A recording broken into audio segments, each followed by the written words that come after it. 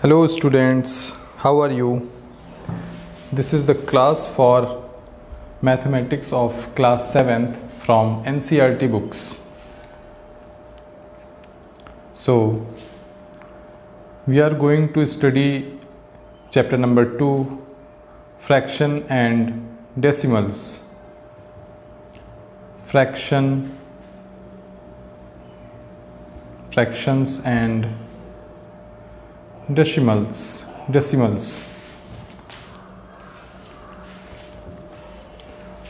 So most of you may have learned about the fraction in class 6th. So we should recall the fraction at first. What is a fraction? आप fraction से क्या समझते हैं? Fraction क्या होता है? आमतौर पर आप सब जानते होंगे कि कोई भी नंबर जो होता है, fraction is a first of all I want to say that fraction is a number. Fraction क्या है? फ्रैक्शन एक नंबर है, लेकिन कैसा नंबर है? जनरली हम लोग जो भी नंबर्स देखते हैं, सपोज 2, 5, 9, ठीक है, these are integers, means whole numbers. Okay, so the word fraction defines that a part of something. Fraction क्या है? किसी चीज़ का एक पार्ट है. सपोज यहाँ पे मैं एक फिगर ड्रा कर रहा हूँ. मान लेते हैं कि ये कोई चीज़ है जिसको हम एक मानते हैं, या वन, होल मतलब पूरा. ठीक है, दिस इज वन, या it is also called whole. ठीक, okay, this is one, this is also another one, this is also another one. Okay, one whole, two whole, three whole. ठीक है, whole means complete, पूरा. okay, ठीक है. So what does fraction mean? Fraction का क्या मतलब होता है? Fraction means the part of something. If we talk about fraction, then it means we are talking about a part of something. This is one, means whole. So if we say that half part of whole या half part of one, तो हम लोग क्या करेंगे? इस पूरे का आधा कर देंगे. हाफ मीन्स आधा. ओके, ये हो गया half. It is also a half. So we can say it is a part और it is a fraction of this whole. If we represent this whole as a number, we will say that it is one.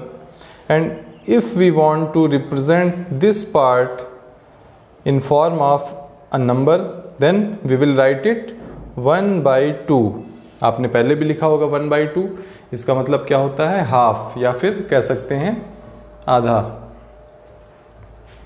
तो ये जो हमारे number का representation है, it is called fraction. Okay, ये क्या है? ये फ्रैक्शन है.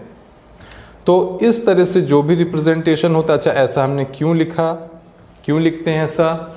इस हाफ को 1/2 क्यों लिखा? अभी मैं ये बात भी आपको डिस्क्राइब करता हूँ. पहले तो जान लीजिए, किसी चीज़ के कुछ हिस्से को, कुछ पार्ट को जब हम रिप्रेजेंट करते हैं नंबर्स के न्यूमेरिकल वैल्यूज़ में, तो इसे हम कहते हैं फ्रैक्शन.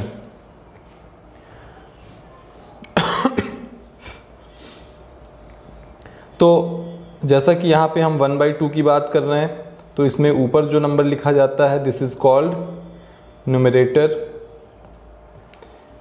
एंड नीचे जो चीज़ लिखी जाती है, that is called denominator. Okay, अब यहाँ पे the first question is that why do we write it 1/2 and we can also write another part as 1/2. इसको 1/2 हम क्यों लिखते हैं? तो denominator represents something and numerator represents something, and also the denominator also represents something. Denominator represents that how many parts are there of the whole, like this is the whole,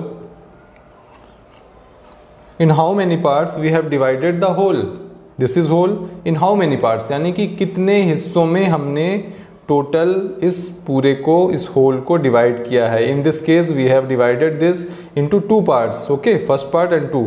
okay, 1 2 parts ना, total parts 2. And for what we are talking about, we are just talking about only one part out of these 2 parts. इन दोनों में से हम सिर्फ एक part की बात कर रहे हैं. तो अब हम जिस एक पार्ट की बात कर रहे हैं, that is called in this case 1/2. The denominator represents the total number of parts and the numerator represents the number of selected parts out of the total parts. यानी कि न्यूमरेटर जिसको हम हिंदी में कहते हैं हर, और ऊपर वाले न्यूमरेटर को हम लोग कहते हैं अंश. तो ऊपरी हिस्सा जिसको अंश या न्यूमरेटर कहा जाता है, ये दर्शाता है, ये जताता है कि हमने किसी पूरी चीज़ के टोटल जो बराबर हिस्से किए गए हैं उसमें से कितने हिस्से को हमने चुना है, सेलेक्ट किया है. और नीचे वाला डिनोमिनेटर या फिर हर जो है वो रिप्रेजेंट करता है कि टोटल कितने पार्ट्स किए गए थे उस हिस्से के, यानी कि टोटल में से कितना. तो इस केस के लिए हम लोग कहेंगे 2 हिस्सों में से एक हिस्सा. 1/2 मीन्स 2 हिस्सों में से एक हिस्सा. ओके, आइए हम लोग इसे एक और एग्जाम्पल के थ्रू समझते हैं. एक और फ्रैक्शन लिखते हैं. फ्रैक्शन कैसे लिखना है वो हमें पता चल चुका है. जैसे हमने लिखा 3/6. Okay, it is a fraction. Now by pictorial method, if we want to represent this fraction, we can draw a rectangle और a circle too. Okay, this is whole. Okay, so as we have learned that denominator represents the total number of parts in the whole. Denominator represent करता है कि पूरे में से हमने total कितने equal part बनाए हैं. तो यहाँ पे 6 लिखा, इट मीन्स हमने 6 इक्वल पार्ट बनाने हैं. तो ये कितने हुए, 20 से अगर डिवाइड करें तो 2 हो गया, लेकिन हमें कितने चाहिए, 6. यानी कि अब 3 इधर 3 इधर, 1 2 3 4 5 6, 1 2 3 4 5 6. Now we have 6 equal parts. Okay, तो ये हमारा रिप्रेजेंटेशन हो गया इसका. नाउ न्यूमरेटर क्या रिप्रेजेंट करता है, इस टोटल 6 पार्ट्स में से हमने कितने पार्ट्स सेलेक्ट किए हैं. तो here 3 is written. So this is the first, this is the second, and this is the third. We have selected the 3 parts out of these 6 parts. Okay, so it represents from here to here, it represents 3/6. तो अब figure से आप देख के ये भी पता लग रहा होगा कि ये जो है पूरे के आधे हिस्से को, दिस इज होल, अगर इसको हम पूरे तौर पे लें तो ये क्या है, ये भी हाफ है और ये भी हाफ है. तो इसको हम क्या लिख सकते हैं, अगर हम इस पूरे को एक हिस्सा माने, इस पूरे को एक हिस्सा, तो ये क्या हो गया, हाफ इधर हाफ इधर. ये क्या बन रहा है, ये 1/2 भी बन रहा है. तो ये हम कैसे कर सकते हैं, 3 1 जा 3, 3 2 जा 6, 1/2 ये इक्वल है 1/2 के. इसको अगर हम एक सर्कुलर फॉर्म में रिप्रेजेंट करना चाहें तो उस तरह से भी, किसी भी फॉर्म में एक फिगर होना चाहिए जिसके कुछ इक्वल पार्ट्स होने चाहिए, और साथ ही साथ हमें उसमें से कुछ पार्ट्स सेलेक्ट करने हैं. अब सर्कल के फॉर्म में अगर हम देखना चाहें तो मान लीजिए हमने यहाँ पे 5/8 की हम बात करते हैं. ओके, तो हमें क्या करना है, इस सर्कल के 8 equal parts. Why, because denominator is 8. Maximum number of parts in the circle is 8 for in this case. ठीक है, 1 2 3 4 5 6 7 8. So we have to select only 5 parts. 1 part, 2 part, 3 part, 4 part, and this is 5 part. Okay, this is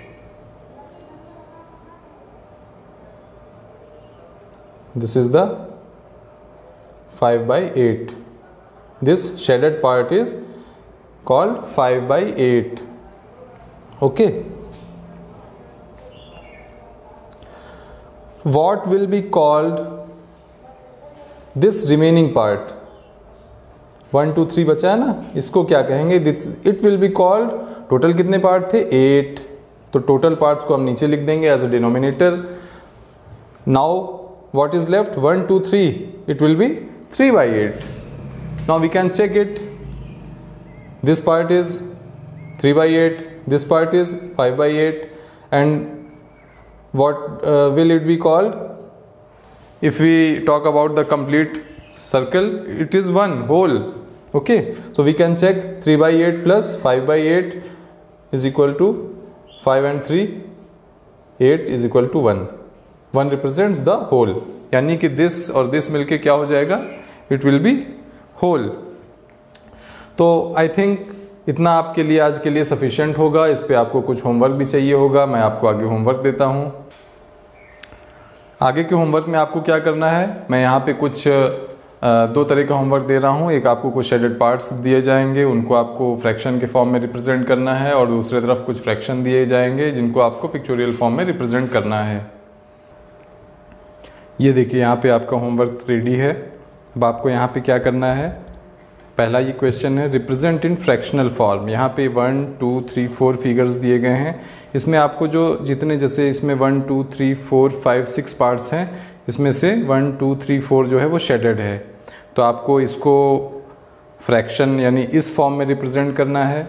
इसी तरह से ये सारे figure भी सारे equal parts में ये सब डिवाइड किए गए हैं. इनमें जो शेडेड पोर्शन है, you have to represent the shaded part in the form of the fraction. and इसमें क्या करना है, इसका रेसिप्रोकल, इसका वाइस वर्सा. इट मीन्स कि represent it in pictorial form. यहाँ पे फ्रैक्शंस दिए गए हैं, इसको आपको इस फॉर्म में रिप्रेजेंट करना है. आप लोग होमवर्क करके जिस कॉपी पे करेंगे उसकी फ़ोटो लेके ग्रुप में पोस्ट कीजिए.